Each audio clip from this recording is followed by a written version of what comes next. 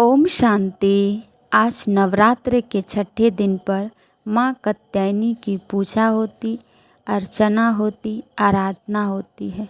तृष्णा व दृष्टि की शक्ति है माँ कात्यायनी।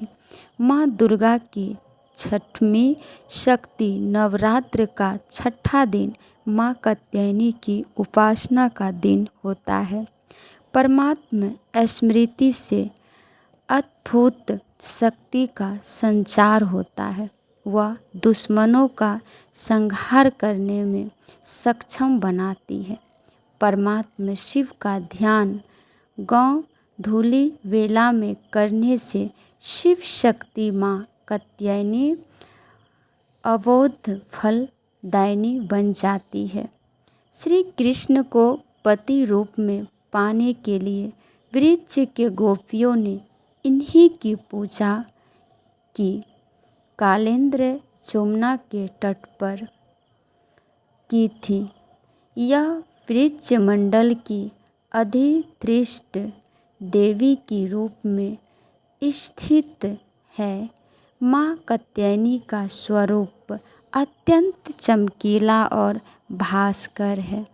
माँ कात्यायनी शेर पर सवार है, अर्थात निर्भयता का प्रतीक है, और उनकी 4 भुजाएं हैं।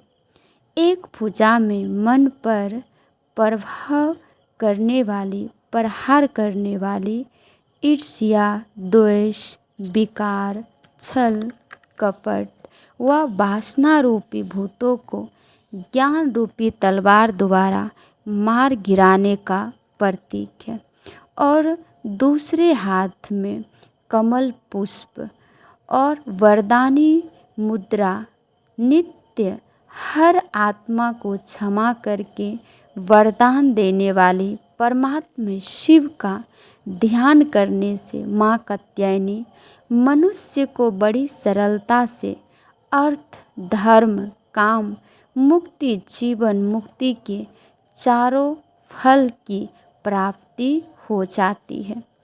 इस लोक में स्थित करके भी अलौकिक तेज और प्रभाव से मुक्त हो जाता है।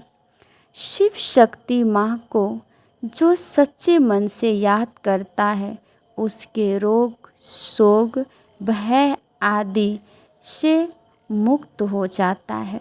परमात्मा के शरणगत से जन्म जन्मांतर के पापों को विनष्ट करने की प्रेरणा माँ कात्यायनी देते हैं, और फिर माँ के तीसरे हाथ में दिखाते हैं तलवार। तलवार अर्थात बुराइयों को काटने की प्रेरणा देती है, और फिर माँ कात्यायनी के चौथे हाथ में दिखाते हैं गदा, अर्थात बुराइयों पर जीत प्राप्त करती है।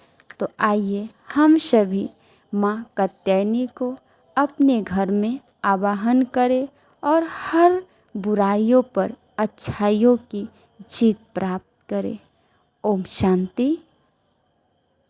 मैं शिव की शक्ति दुर्गा हूँ। शिव बाबा की सर्व शक्तियों की किरणें मुझ देवी पर पड़ रही है। मुझ देवी से सर्व शक्तियों की किरणें उतर उतर कर चारों तरफ फैल रही है। चारों तरफ का वातावरण शुद्ध और पवित्र हो रहा है। चारों तरफ का जो भी आत्माएं दुख, परेशानी से जूझ रहा है, वह इस शक्ति को अनुभव करके सुख शांति को अनुभव कर रहे हैं। ओम शांति।